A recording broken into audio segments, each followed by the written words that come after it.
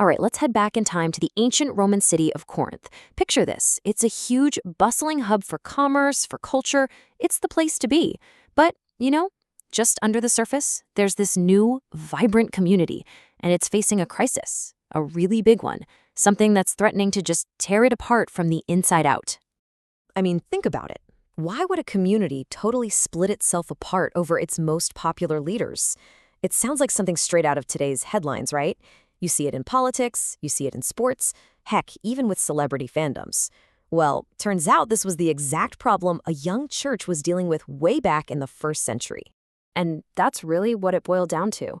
This wasn't some deep theological debate about a core belief. Nope. It was about personalities. They were literally creating rival fan clubs for their favorite teachers. I'm on Team Paul. No, I'm on Team Apollos. And as you can imagine, the results, they were absolutely disastrous. Okay, so things got so bad that some folks, a group from what was called Chloe's household, had to send a message to the Apostle Paul, the guy who founded the community in the first place. They were basically blowing the whistle, saying, hey, Paul, you need to know about this. There are some deep, deep divisions taking root here. And when you look at the specifics, it's wild. People were literally picking teams. Just like we said, you had folks saying, I follow Paul, the founder. Then there were others who were really drawn to this guy, Apollos. He was apparently an amazing speaker. Some people were all about the authority of Peter, who they called Cephas.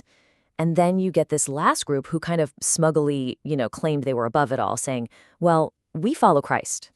So Paul hears this, and his response, it isn't just some gentle suggestion. No, it's a full-on passionate appeal. He writes, I appeal to you that there be no divisions among you. But listen to this next part, but that you be united in the same mind and the same purpose. See, he knew true unity wasn't just about feeling good and getting along. It had to be deeper, rooted in a shared way of thinking. But Paul, being pretty sharp, realized that these divisions, they were just a symptom of a much bigger illness. To really find the cure, he had to go way deeper, right to the root of the problem. And what he found there was this fundamental clash of worldviews. Here's the thing. The Corinthians hadn't, abandoned their faith. Not at all. But they were filtering it through the lens of their surrounding culture. They were importing all these outside values and using them to judge everything inside the church. So they were ending up thinking and acting just like everyone else around them, not like the completely new kind of community they were supposed to be. So what exactly was so prized in Roman Corinth? What did they consider wisdom? Well, it was all about presentation. It was about how impressive your speech was, your oratory skills. It was about your social status, your power, your charisma. These were the things that made you a winner.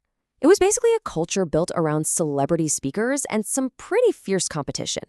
And this is where you see the two systems just colliding head-on. On one side, you have the world's wisdom, which says, be impressive, gain status, win the popularity contest. But on the other side, you have God's wisdom, and its central symbol is the cross, a symbol of total weakness, of humiliation.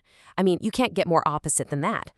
Now, to push back against this worldly thinking, Paul does something really clever. It's a great rhetorical move. He actually takes the popular slogans and catchphrases the Corinthians were throwing around, quotes them right back at them, and then he systematically corrects or totally reframes them. It's like he's saying, okay, I hear you saying this, but let's talk about why that's not the whole story. And just look at some of these slogans. On the surface, they sound kind of reasonable, don't they? I have the right to do anything, or, hey, we all have knowledge.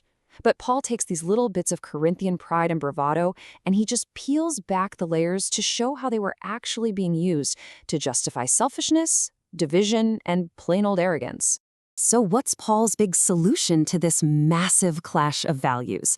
Well, it was completely radical. It was totally counterintuitive, and frankly, to everybody else in the culture looking in, it must have looked like absolute 100% foolishness. No, seriously, just think about it for a second. You're living in a culture that worships power, strength, and status. And the central message of your new faith is about a savior who was executed in the most shameful, humiliating way possible. It was a PR nightmare. It was embarrassing. It was weak. It was the literal opposite of everything their culture screamed was wise and successful. And this right here, this verse, this is the absolute heart of Paul's entire argument. He's saying that God intentionally works with this completely upside-down logic. that God chooses the very things the world calls foolish and weak to totally shame its wise and strong systems. It's a complete reversal of the world's value system. So that was the path to unity. It wasn't about finding a leader who was a better speaker or coming up with a slicker marketing message. The solution was to completely reject their culture's standards of success and instead to double down on the one message the world considered a total failure. And here's the kicker. Paul didn't just preach this stuff, he lived it. He didn't just talk the talk, he walked the walk. He actively modeled this countercultural approach in his own life and ministry, and then he basically pointed to himself and said, look, this is how it's done. This right here is a stunning statement. I mean, Paul was a brilliant thinker, a true intellectual, and yet he says that when he was with the Corinthians, he made a conscious decision to know nothing except for Jesus Christ and Him crucified. He was intentionally setting aside all his intellectual firepower. He wasn't there to win a debate or show off how smart he was.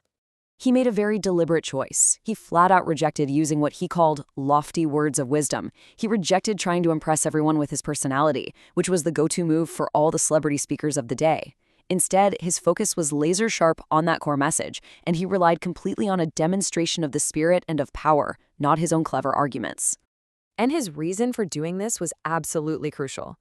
He knew that if he won them over with his amazing speeches and cleverness, their faith would be based on him, just another human being. But by intentionally choosing what looked like a weaker, less impressive method, he made sure their faith would be anchored in something way more powerful and permanent, the power of God Himself. So, as we start to bring this all together, what's the one big idea that ties this entire conflict together? Well, it all boils down to one word: wisdom.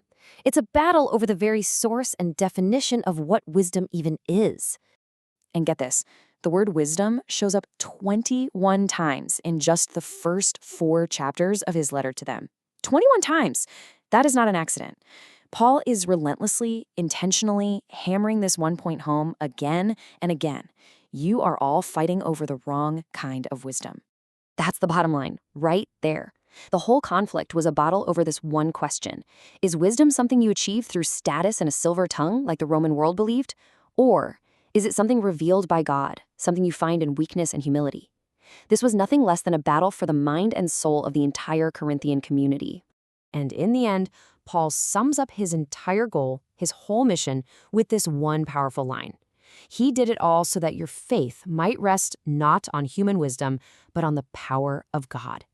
Every single thing he did was designed to get them to shift their foundation off the shaky ground of human cleverness and onto the solid bedrock of God's power. And all of this leaves us with a pretty big question for ourselves, doesn't it? I mean, sure, we don't live in ancient Corinth, but our culture has its own powerful definitions of wisdom, success, and influence. So the question for us is, how did those cultural values shape what we value, what we chase after?